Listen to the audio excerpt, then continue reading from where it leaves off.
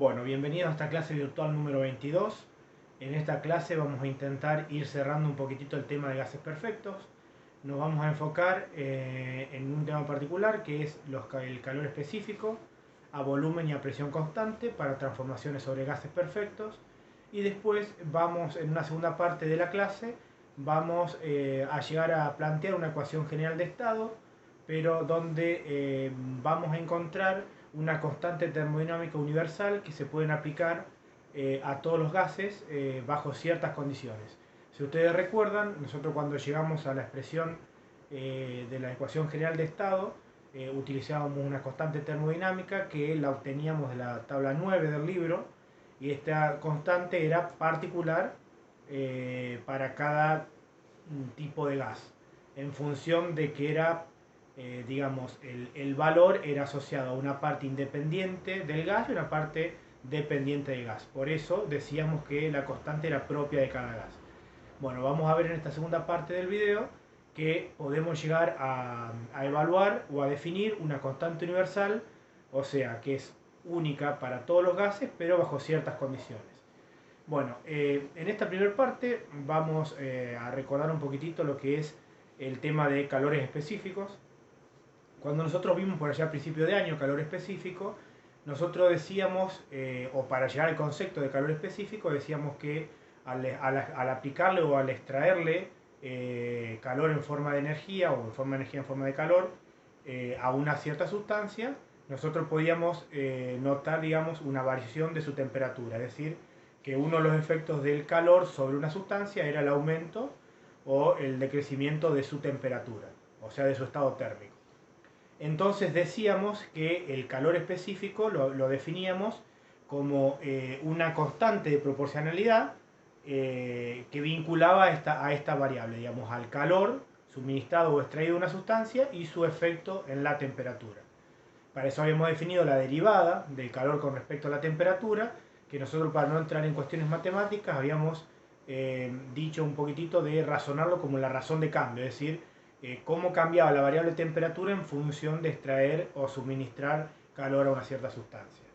En esa clase también habíamos definido dos tipos de calores específicos: el calor específico verdadero y el calor específico medio. El calor específico verdadero era esta razón de cambio, esta constante que vincula ambas variables, calor y temperatura, para una cierta temperatura específica de la sustancia. En cambio, el calor específico medio era, digamos, un valor asociativo entre estas dos variables, calor y temperatura, dada para un rango de temperaturas de una cierta sustancia. Es decir, era como un promedio que yo podía utilizar matemáticamente para resolver cálculos dentro de un rango de temperaturas que me terminaba definiendo este calor específico verdadero.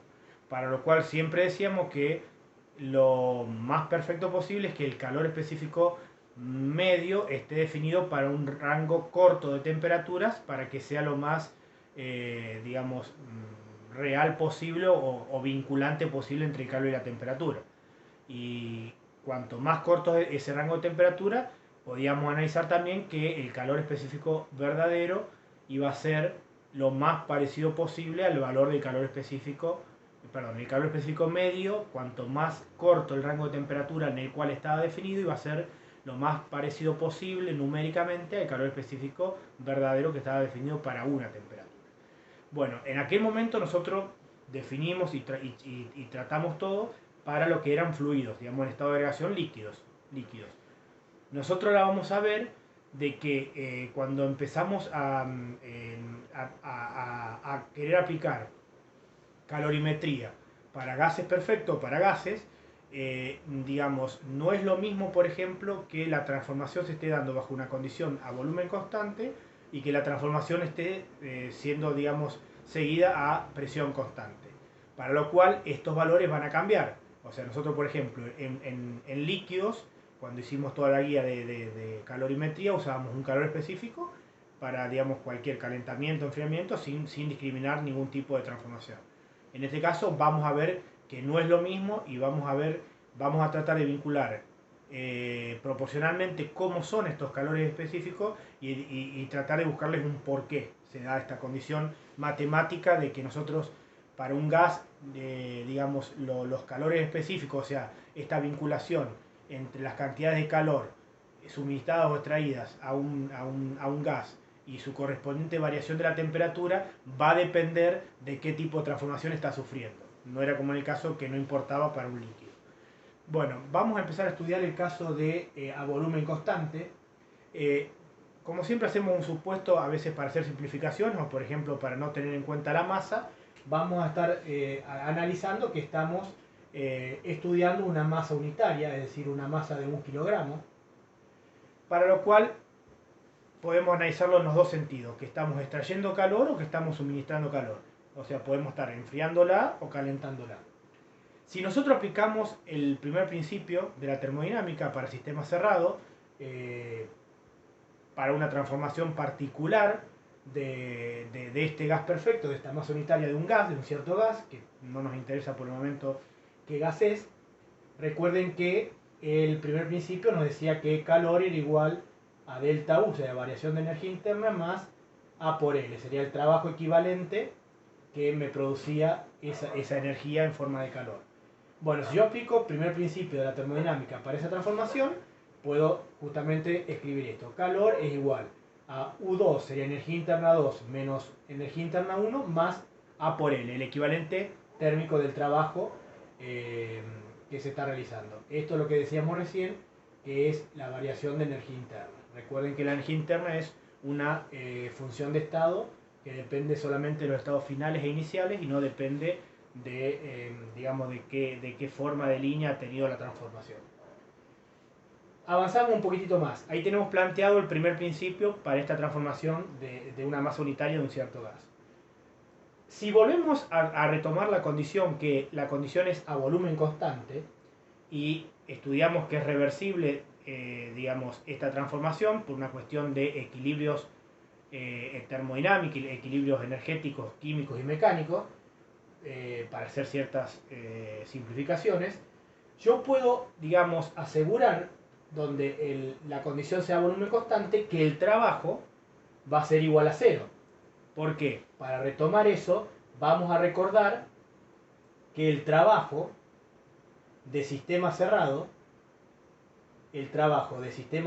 recuerden que también cuando hemos definido los tres tipos de trabajo, de circulación, de flujo y de sistema cerrado, habíamos visto que el trabajo de sistema cerrado era la integral entre el volumen 1 y el volumen 2 de la presión diferencial de volumen. Esto era, digamos, como matemáticamente la definición de trabajo de sistema cerrado. Después nosotros habíamos dicho, en el caso, digamos, no íbamos a resolver nunca integrales.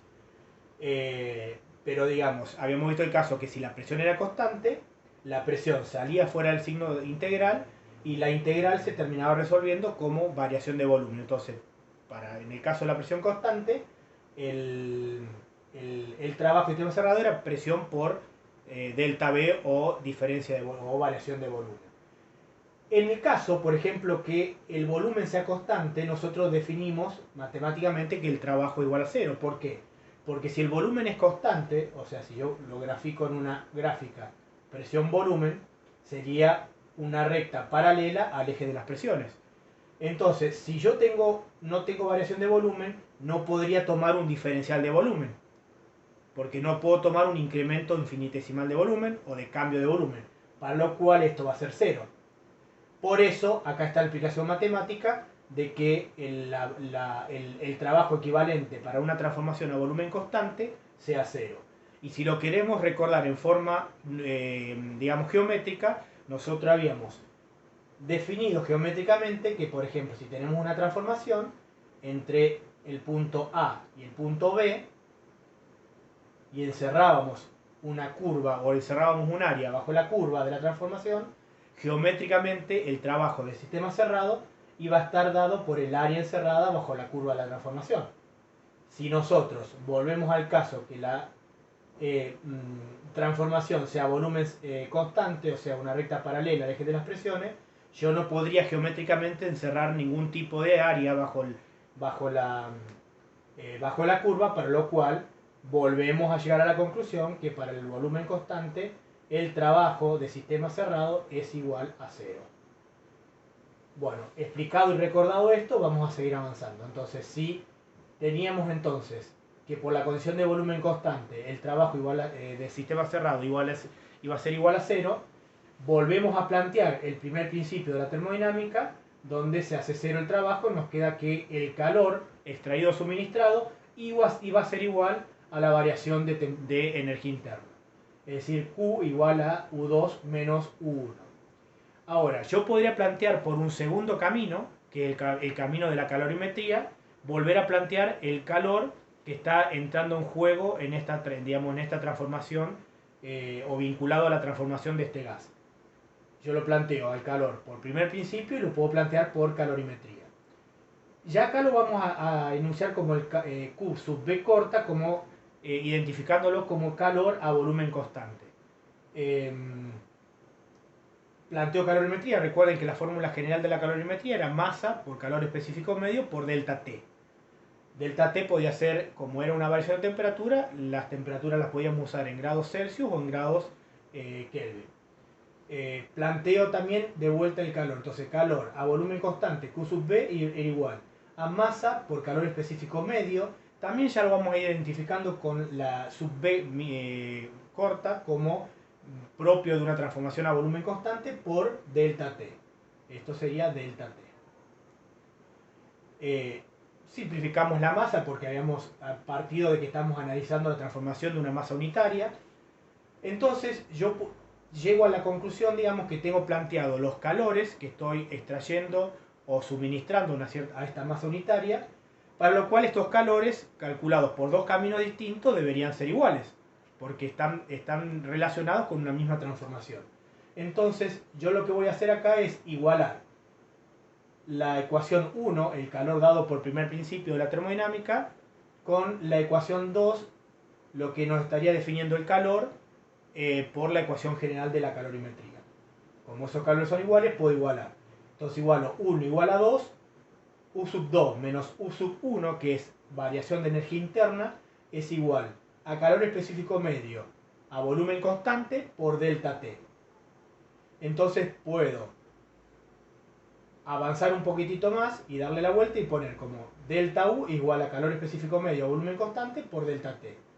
Si reemplazo en la ecuación 1, en esta ecuación, a qué es igual la variación de energía interna, delta U, o sea, yo acá llegué a expresar a qué era igual el delta U, reemplazo a lo que es igual delta U en la ecuación 1.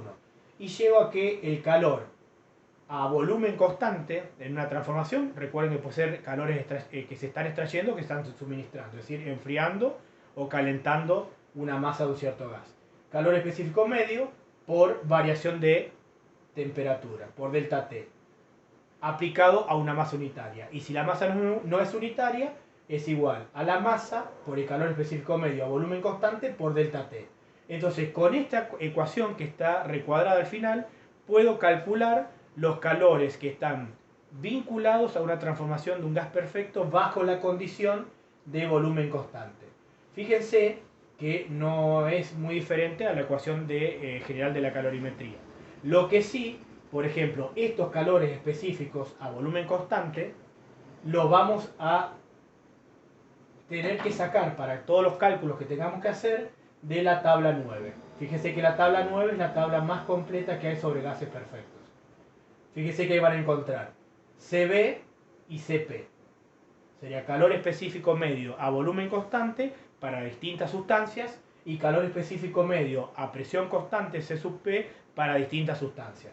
Entonces, si nosotros tenemos que resolver algún cálculo bajo esta condición, tenemos que ir a la tabla y necesitamos calcular los calores, tenemos que ir a la tabla y ver para la sustancia el calor específico a volumen constante. Bueno, un análisis similar sería para la condición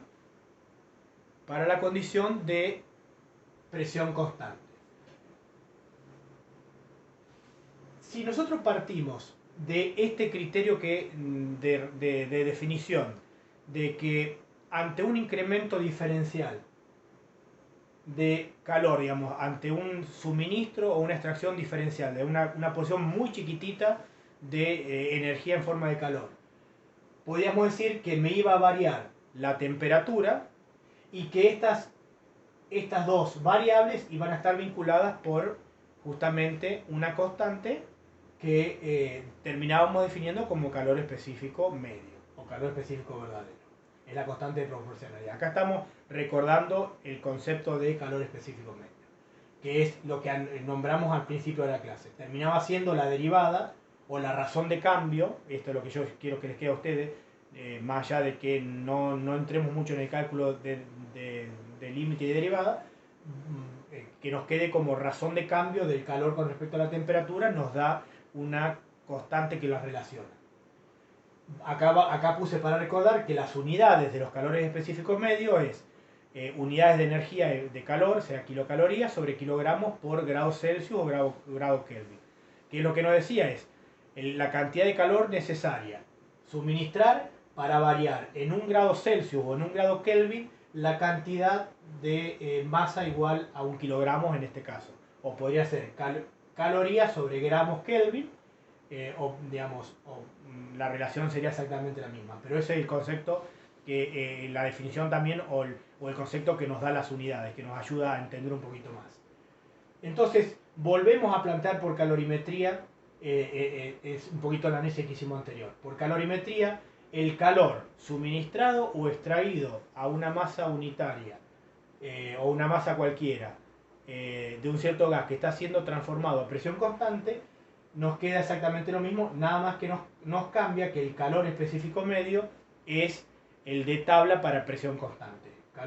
Q sub P, calor a presión constante, es igual a la masa por CMP, que es calor específico medio a presión constante, por variación de temperatura. Y esto es un poquitito lo que tenemos que recordar para explicarnos de por qué no es lo mismo las energías que pueden estar en juego en una transformación a volumen constante que a presión constante. Fíjense que acá yo lo que estoy recuadrando y asegurando que los calores específicos a presión constante son siempre mayor que a volumen constante. ¿Por qué se da esto? Un poquitito por lo que analizábamos acá, qué es lo que pasaba con el trabajo. Si la transformación es a volumen constante, definíamos que el trabajo al sistema cerrado iba a ser igual a cero. Para lo cual la energía o el calor que estemos suministrando o extrayendo del gas va a estar vinculada o relacionada directamente con la variación de energía interna del propio gas, porque no va a haber trabajo que se pueda atribuir a esa transformación. En cambio, cuando la transformación es a presión constante, los calores que estén involucrados, ya sean suministrando o extrayendo del gas, parte va a ser para modificar la energía interna, o sea, su temperatura. Recuerden que era una función de estado vinculada solamente a la temperatura, que es lo que habíamos llegado nosotros, y también en dilatar o en hacer un trabajo sobre el propio gas. Por eso, los calores específicos a presión constante van a ser siempre mayor que a volumen constante. Por eso las fórmulas para poder calcular los calores son prácticamente idénticas, salvo que los calores son diferentes, y si van a la tabla 9, donde están tabulados para distintas sustancias estos dos valores de calores específicos, van a ver que el calor específico a presión constante siempre es mayor que a volumen constante. Bueno, ahora voy a pausar un poquitito el video para preparar el pizarrón para la siguiente parte.